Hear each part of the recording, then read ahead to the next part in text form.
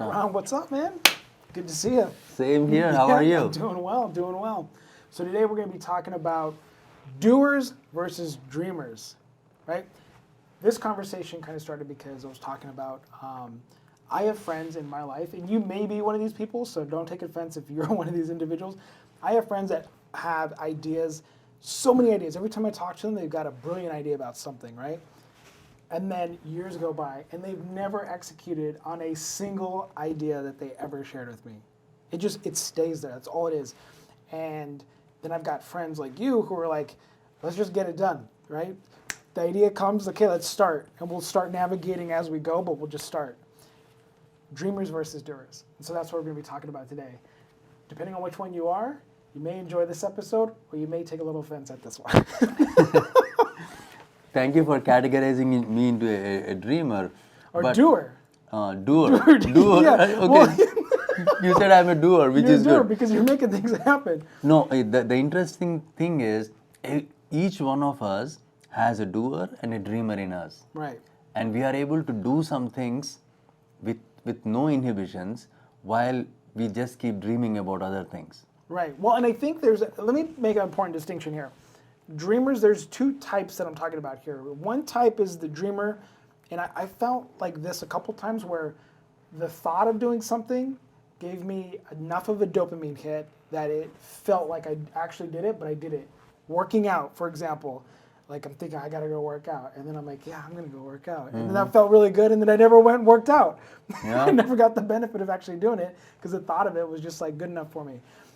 But you can't do that in business. You can't do that if you want to be successful with your goal and taking your hobby and your dream and your passion and actually living a life of purpose doing that thing, right? And so, but you do have to be a dreamer in the sense of like maybe more philosophical, like you're envisioning things that maybe aren't possible for you yet, or maybe things that don't even exist, or especially as an artist, you're very much a dreamer. And that's a dreamer with a capital D. We're talking about the difference between dreamers with the lowercase d who never do anything versus the doers.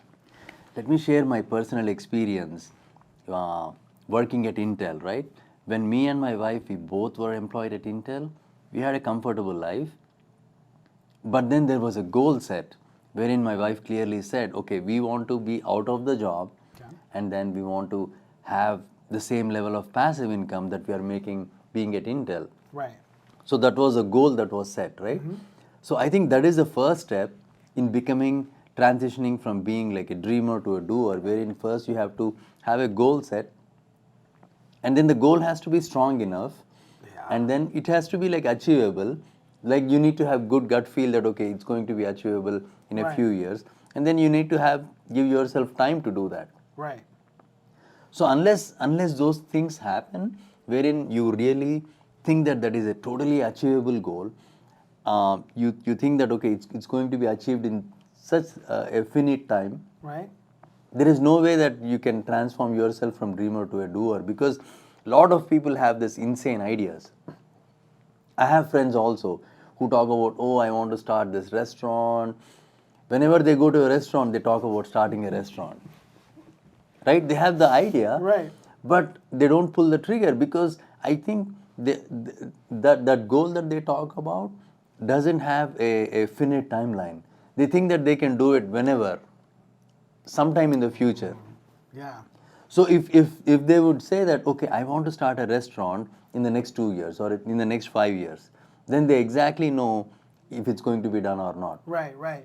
So something to help the people who are transitioning from dreamers to doers is you have to have the goal and the timeline. That is like so important. And the last part of it is you have to be confident that you can pull it off.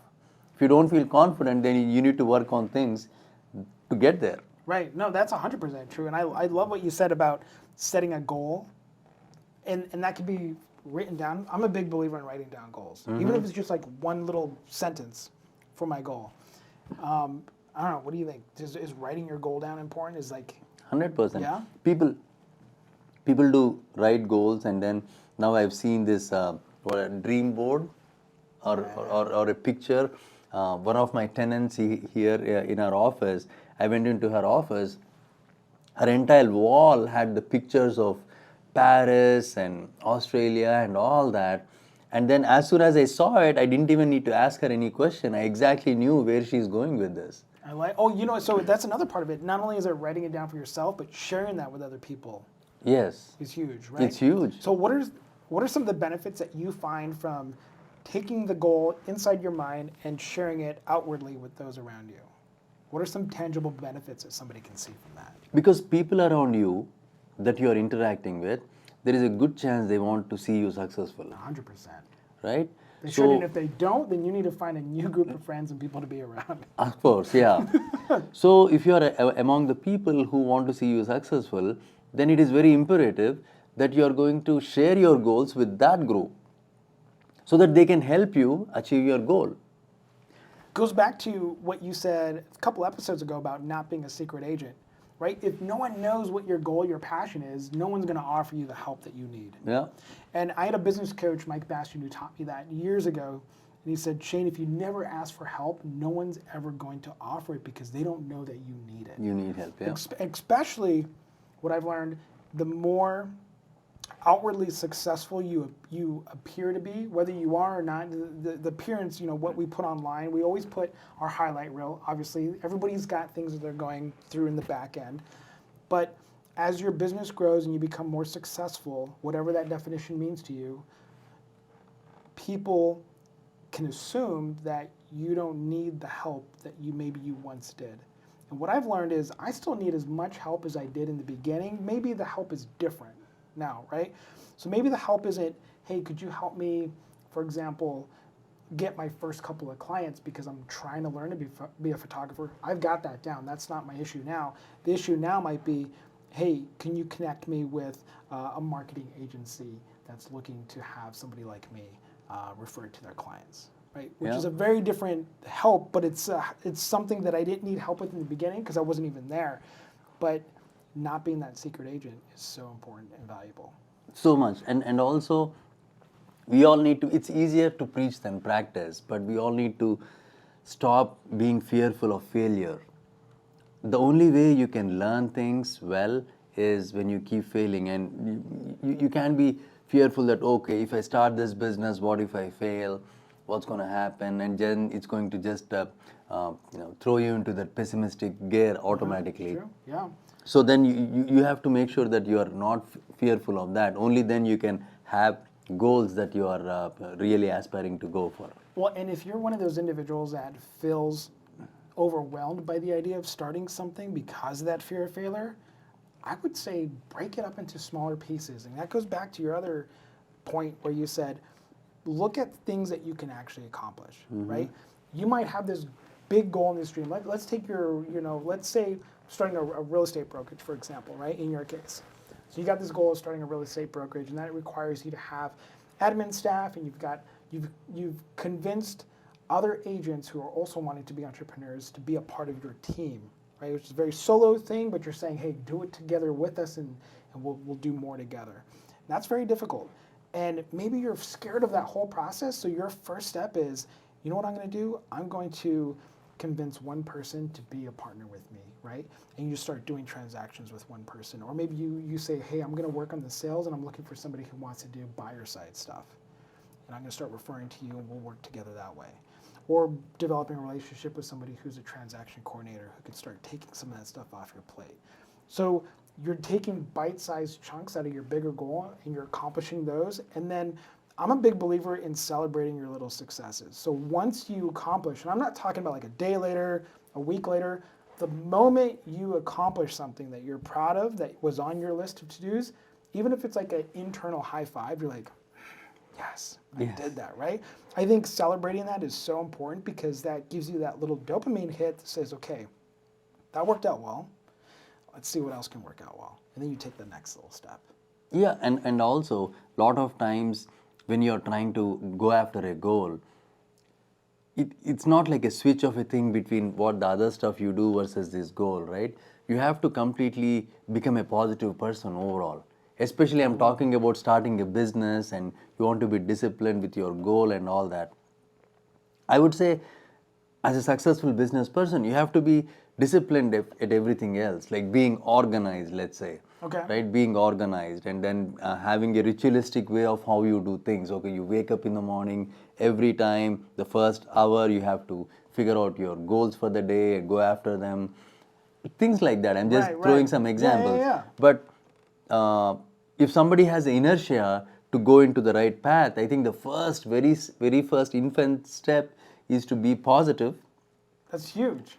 And then do everything with a positive mindset that's unrelated to the business, and only then you'll get into the practice of becoming positive about the goal at hand. Dude, it might sound like woo-woo stuff, but I'm telling you, the more positive attitude, and I'm talking about fake positive, right? I mean, we know people who are fake positive, and you can sense it a mile away, and it kind of feels icky. Actually, it doesn't feel good.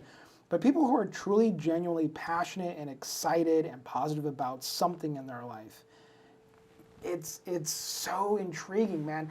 I will listen to somebody who is passionate. I don't care if you're passionate about plumbing. If that's your thing, I might listen to you for a YouTube video for like 20, 30 minutes. I'm like, I have no interest in plumbing or anything, but this person was so passionate about it, they sucked me into it, right? Yes. And I learned something. And I find that works well, even in dating life, right? Is men, a lot of friends, I have a lot of friends who are single, and it seems that the ones who are really, really super passionate about something tend to do really well, at least initially, with finding women who are interested in hearing what they have to talk about, listen, because they're like, I just love that you're passionate about something, right? And that hits on your point of infusing that positivity in everything that you're doing. So, huge believer in that. Yeah, definitely. All right, so dreamers versus doers. Now, when it comes to being a dreamer only with a lowercase d, if this is you, what I would suggest, if you don't want to do that, if you want to actually put something into place, I know a lot of friends who have fear of missing out. And one of the reasons they jump from idea to idea to idea is they're kind of high on that idea, right? They're addicted to that feeling of that newness.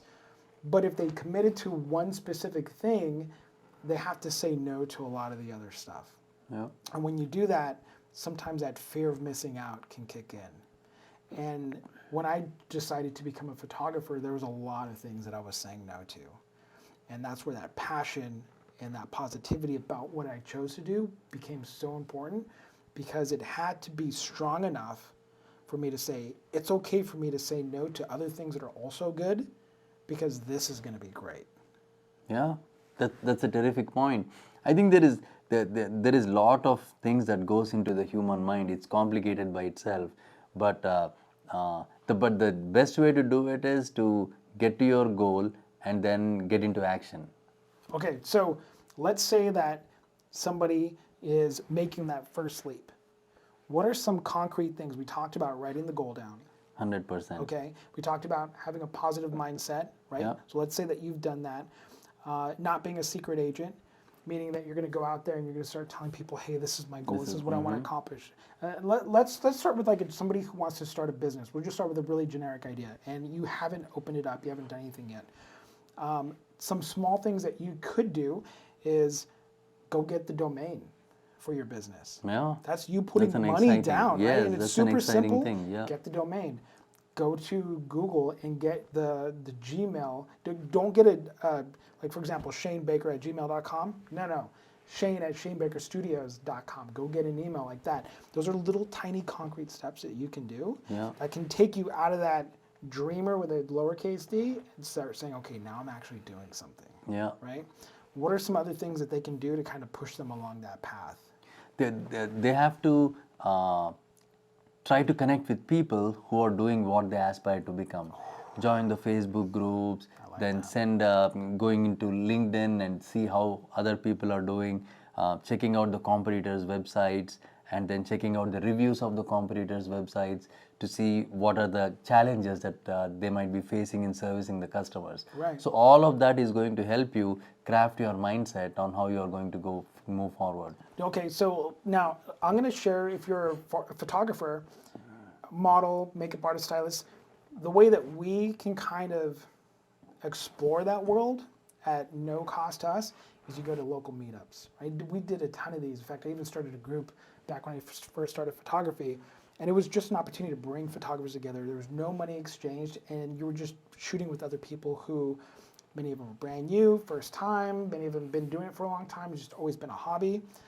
Is there any equivalent for somebody who wants to be in the mortgage industry or a real estate agent or something like that? Yeah, there are many masterminds. We call them masterminds in real estate and mortgage industry, wherein you can plug in and participate in these masterminds. Some of them are happening at the local real estate brokerage level. Some of them are like just Facebook groups. Yeah, Kiran, so one of the things that I found so challenging as an artist is that in the art world, according to what I've been able to find, we have no equivalent to the masterminds that I was exposed and experienced when I was in the real estate world with Keller Williams. It was incredible. And one of the reasons that I think that happens is because as artists, we often don't use money as a measurement of success, which is a good thing. It's true to do that. You can be an amazing artist and not make a single penny off of it. However, my approach has been like, I'm not just interested in hanging out with artists. I want to hang out with business owning artists, right? Artists who are looking at it as a business and growing from it.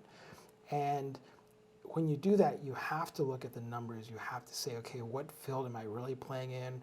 You know what I mean? Am I a $50,000 artist, $100,000 artist, $500,000, $1 million artist?